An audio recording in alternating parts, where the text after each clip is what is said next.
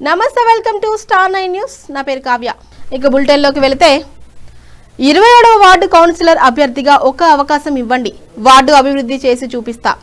కొమరంభీం ఆసిఫాబాద్ జిల్లా కాగజ్ నగర్ పట్టణంలోని మున్సిపల్ ఎన్నికల్లో 27వ వార్డు కౌన్సిలర్ అభ్యర్థిగా బీజేపీ పార్టీ నుండి ఎమ్మెల్యే పాల్వాయి హరీష్ బాబు బలపరిచిన వలపదాసు శ్రీదేవి రమేష్ మాట్లాడుతూ, నేను వార్డు ప్రజలకు సేవ చేసే అదృష్టం నాకు కలిగింది. గతంలో వార్డులో అభివృద్ధి ఏమీ జరగలేదు. వార్డు ప్రజల సమస్యలపై నిరంతరం పోరాటం చేసి వార్డు అభివృద్ధి చేసి ప్రజల మన్ననలను పొందుతానని, గతంలో కూడా మేము కౌన్సిలర్ అభ్యర్థిగా లేనప్పుడు సేవ కార్యక్రమాలు చేశామని, ఒక్క అవకాశం ఇవ్వండి అంటూ బీజేపీ కమలం పువ్వు గుర్తుకు ఓటు వేయగలరని అన్నారు. వార్డు ప్రజలు నన్ను చాలా బాగా ఆదరిస్తున్నారని అన్నారు. ఇక ఈ కార్యక్రమంలో వలపదాసు ప్రణయ్, భరత్ మరియు తదితరులు పాల్గొన్నారు. కొమరంభీం జిల్లా కాగజ్ నగర్ 27 వార్డు నుండి కౌన్సిలర్గా పోటీ చేస్తున్నాను.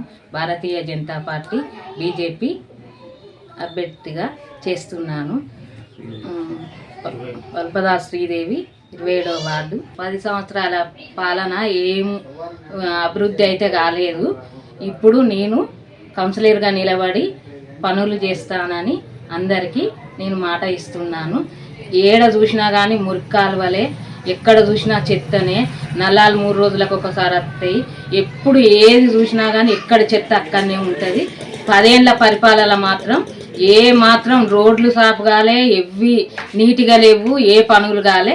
ఇప్పుడు పాల్వాయి హరీష్ బాబు వచ్చిన బట్టి, నరేంద్ర మోడీ వచ్చిన బట్టి ఆయనతో పనులు అవుతాయి, పన్సులు వచ్చినాయి,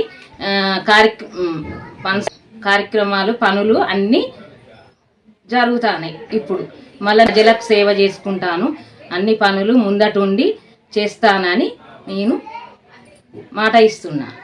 అందరికీ వార్డు ప్రజలకు నాకు ఒక అవకాశం ఇవ్వమని నేను కోరుకుంటున్నాను. అందరికీ నా హృదయపూర్వక నమస్కారాలు. అందరికీ గుడ్ ఈవినింగ్ అండి. ఈరోజు 27వ వార్డు నుంచి మా మమ్మీ వలపదాసు శ్రీదేవి గారిని భారతీయ జనతా పార్టీ అభ్యర్థిగా పాల్వాయి హరీష్ బాబు గారి నేతృత్వంలో మమ్మల్ని పోటీగా బడిలో దింపుతున్నాం. సో కావున మా కాలనీ వాసులు గత 10-12 సంవత్సరాల నుంచి ఒక దద్దమ్మను కూసబెట్టిళ్ళు. ఆయనే ఈ చేత పైసా ఈ చేత పని అన్నట్టున్నది. పింఛన్లకు కానీ దేనికి కానీ పైసా ఇస్తేనే పని చేస్తా అనే టైప్ క్యాండిడేట్ అయినాయి. సో కావున ఒక అవకాశం, అభివృద్ధి కోసం ఒక అవకాశం, మంచితనం కోసం అవకాశం. గత మేము 4-5 సంవత్సరాల నుంచి కూడా ఎన్నో కార్యక్రమాలు చేస్తున్నాం, మంచి కార్యక్రమాలు. ₹1 ఆశించకుండా జనాల దగ్గర ఉన్నాం.